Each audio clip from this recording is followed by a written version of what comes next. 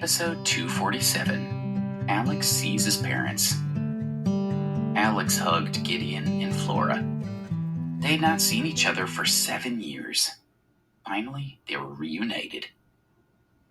Flora hugged Alex, rested her head on his shoulder, and cried silent tears. Gideon was full of joy and also felt very emotional.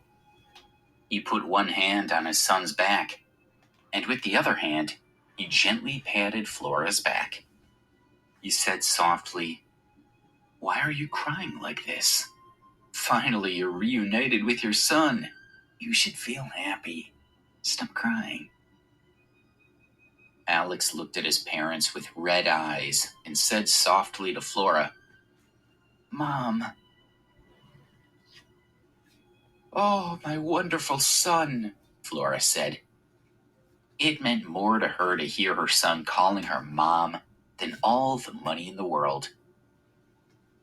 "Dad," Alex said as he looked at Gideon. "Ah, son," Gideon answered, and his chest filled with love. Even he felt an impulse to cry. He blinked back his tears and looked at Alex. He said, "Okay, even I'm feeling emotional at my age. I just can't help it." Alex's eyes were red. He smiled and said, "Dad, are you trying not to cry?" Gideon was embarrassed and quickly wiped his eyes with his hand, saying, "I had something in my eye." Justin came over, smiled, and said to Gideon, "You and I have the same problem. It was very dusty out there, and we both got some grit in our eyes." The people around him laughed. Flora was perceptive and understood that Justin must have already used this excuse for crying. She chuckled. Gideon also understood, and he smiled at Justin. They sat at a table, chatting and laughing together and feeling very relaxed. Although Alex introduced the 4 girls as his friends, only Gideon and Nellie believed him. Flora thought, "No wonder he's given up on Debbie. He's found 4 new girls to follow him around. They're very pretty, but I don't think they're from decent families. I hope that he doesn't get too attached to any of them, or we'll have the same problems again with the family." Another cry came from the door. "Marcus Ambrose and his family are here." 3 members of Nathan's family entered the hall. Nathan was also a strong contender to be the successor as the head of the family.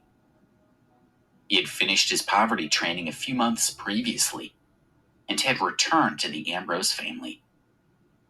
His grandfather Lincoln was very impressed with Nathan and had already allocated him several large business transactions, which he had completed competently. Also, the North American area that his parents headed was an important source of revenue. For this reason, Nathan's parents were held in great esteem by the rest of the family. Most other family members knew that Nathan and Alex were the 2 grandchildren most valued by the head of the family, and that one of them would probably take over from Lincoln in the future. However, Nathan had a distinct advantage over Alex. He had returned from his poverty training earlier than Alex, who had delayed his own return due to personal matters. While Alex had been trying to sort things out with Debbie, Nathan had already taken the opportunity to get himself involved in the family business. As when Alex arrived, many people gathered around to greet Nathan and his family. The Ambrose family was run according to very strict rules. Each family unit headed their own area or region and were not allowed contact with other parts of the family. There were severe consequences for anyone caught colluding with other families. Therefore, they were naturally very cautious about mixing. They only met at Thanksgiving and on Lincoln's birthday, when some of the less powerful members of the family finally had the opportunity to ingratiate themselves with the more important ones. Nathan's family were surrounded by admirers, which made them feel like stars.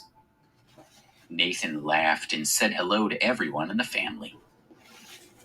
Then he heard, "So, the villain Nathan has arrived. Suddenly I've lost my appetite." He turned around to see Justin glaring at him and holding up a cup of water. Some of the water had spilled onto his clothes. He complained, "Clearly it's bad luck to see Nathan. He's made me spill water all over my clothes." Alex said under his breath, "Be careful, Justin. Don't make Nathan angry. It's not worth it." Nellie asked, "Justin, I hate that man too. What did he do to upset you?" Justin generally ignored girls who were not good looking, but he felt a natural affinity toward Nellie. He figured it was probably because she was such a good friend to Alex. He looked at Nathan and replied, "When I was a kid, he used to bully me and pretend to our parents that he hadn't done anything. Once he cracked my head open with a stone and refused to apologize to me. When he was a little older, he was smarter than most of our cousins. He always showed off in front of my grandfather and told him bad things about me. So everyone thought I was no good. I haven't seen him for 7 years, but seeing him now has made me remember how much I hate him. My blood is boiling. I really want to beat him up."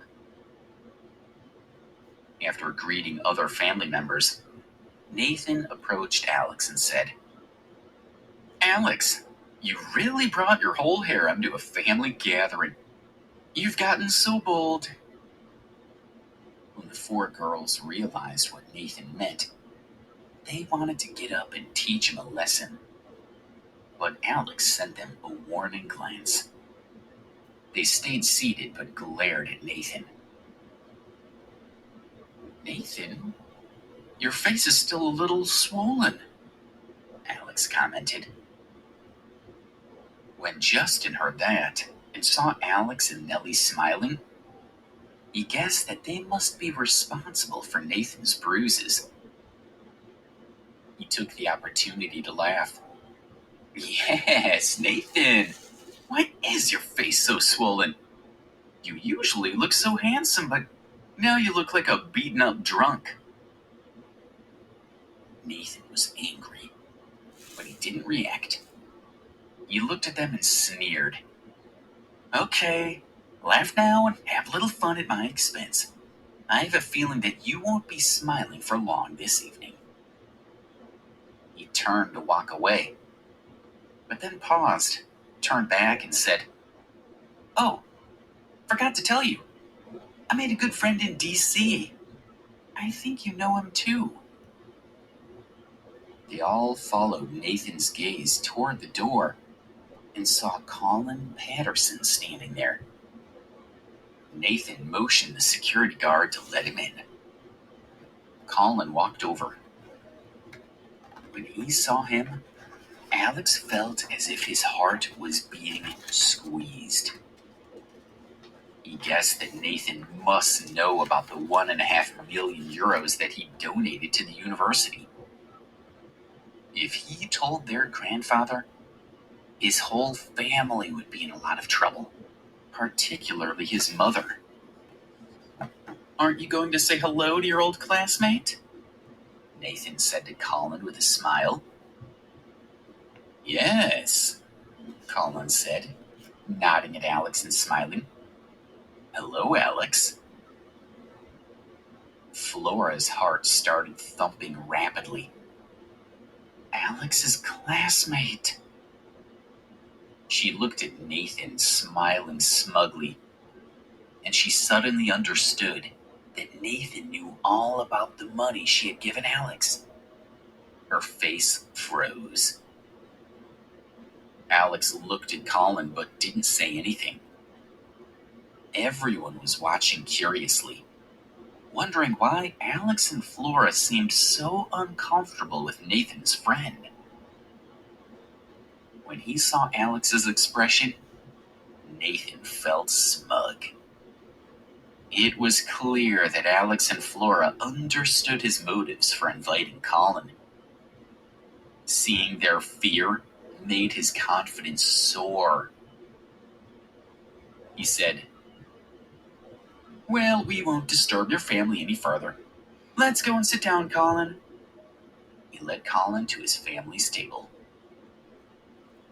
Gideon noticed Flora's anxious expression. He took her hand and asked in a low voice, "What's the matter?" Flora hadn't told Gideon about the money, but now she was worried that he would find out. She decided that she needed to let her husband know so that he could help her decide what to do. She took Gideon to a corner of the room where they wouldn't be overheard and told him what had happened. When he heard what she had done, he felt worried and angry. He frowned and whispered angrily, "Why didn't you discuss what you were planning to do with me before you did it? This was not a smart move, Flora." Flora was still convinced that she had done the right thing, and she was upset that her husband was scolding her so harshly. She replied, "I was so worried about how bad Alex's life was in school. If I discussed it with you, you wouldn't have let me do it. So I gave Alex the money in secret. You can scold me later, but now you must advise me what I should do." "Okay," Gideon sighed. He was trying to think about what they should do, but he couldn't find any way out of the situation. Alex walked over to them and said quietly, "Mom and Dad, relax. My grandfather's about to arrive. There's no way out of this, so I'll admit my mistake to him myself." Alex and his parents went back to the table and sat down. Justin and Nellie were relaxed and happily chatting with each other. When they saw Flora's face, Ken and Mark realized that something was wrong, but they didn't ask what it was. At that moment, everyone stopped talking, stood up, and looked respectfully toward the front of the hall. Lincoln, the leader of the Ambrose family, had entered the hall at the front. He was wearing a bright blue designer suit, and he went and sat majestically on a large chair with his hands clasped in his lap. A thin man was standing behind him. Alex recognized him as the same man who had been with him on Harmony Island. The head of the family usually sat at a table with his closest family members, but the Ambrose family was large, and the relationships between the different facets of the family were very complex. So, to avoid upsetting anyone, Lincoln decided to sit alone. It was a family tradition that when he celebrated his birthday, representatives from each family would approach him to offer him food, drinks, or gifts. Sometimes he would walk around the room, spending a few minutes chatting to some of the families. The families that he chose felt very honored and knew that they must be his favorites. "Well, hello, everybody. Please sit down." Lincoln glanced around at everyone and felt a satisfaction that any old man would feel to have so many members of his family present to help celebrate his birthday.